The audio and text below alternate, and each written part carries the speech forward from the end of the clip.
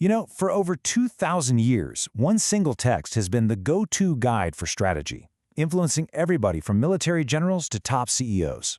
So today, we're going to dive into Sun Tzu's masterpiece, The Art of War, and figure out why its ancient wisdom is, believe it or not, more important now than ever. It really all kicks off with one big, profound question that completely flips our whole idea of conflict on its head. How do you win before the fight has even started? That's the central puzzle Sun Tzu wants us to solve. And here's his answer, which is pretty radical when you think about it.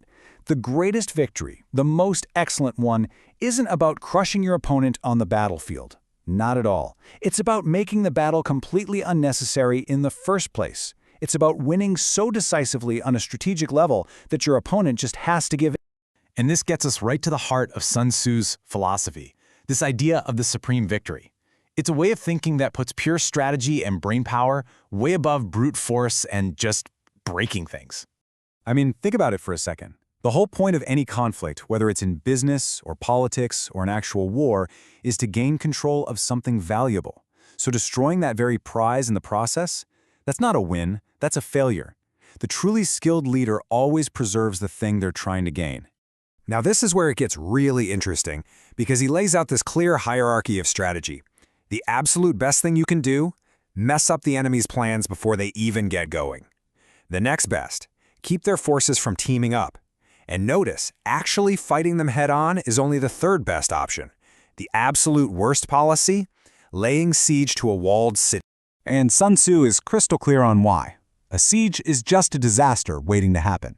It's incredibly costly, it's bloody, and a lot of the time it's totally futile. It just drains your resources, exhausts your troops, and even if you do win, the price you pay is, well, it's catastrophic.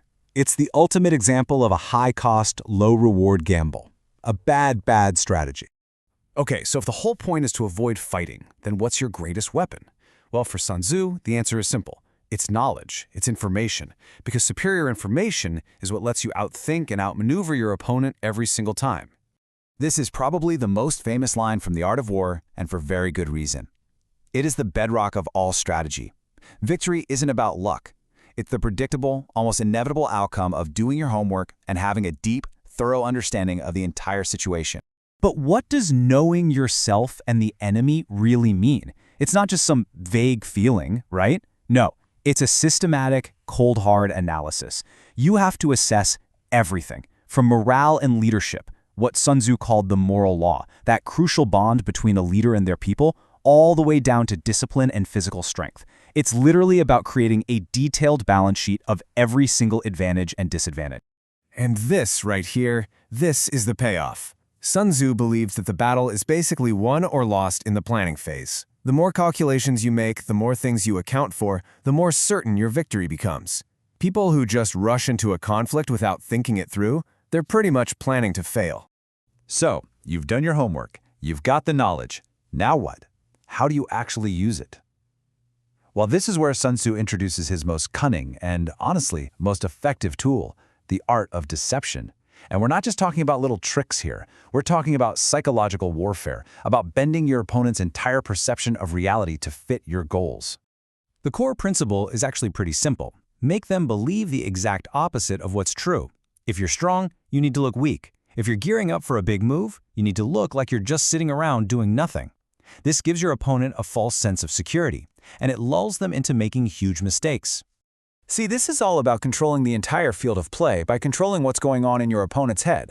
If you can feed them a fake picture of where you are and what you're doing, you can make them move where you want them to. You can draw them into traps. You force them to react to a reality that you basically invented.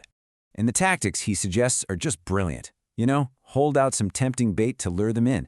Pretend you're totally disorganized to invite a reckless attack.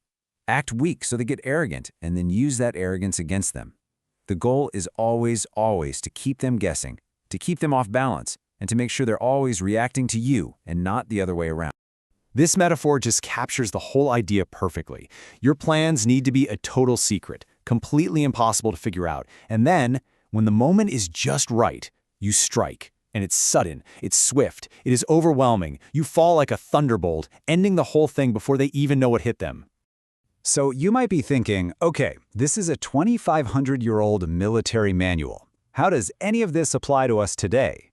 Well, the battlefields might have changed, but the fundamental principles of strategy, they are absolutely timeless. Let's make this really practical for a minute. Think about your own life, your own work. What is that siege that you're tempted to get into? Maybe it's a pointless argument with a coworker, a legal fight you can't really win, or a business rivalry that's just draining all your resources for no real gain. Sun Tzu teaches us that the smartest move is often to just find a way around that fight entirely. So here it is, your strategic toolkit for pretty much any situation. First, remember that winning without a fight is the best win. Second, do your homework, on yourself and on your competition. Third, know that preparation is almost everything. And finally, be unpredictable, be adaptable, and never ever let your opponent figure out what you're going to do next. And we'll end with this final piece of wisdom.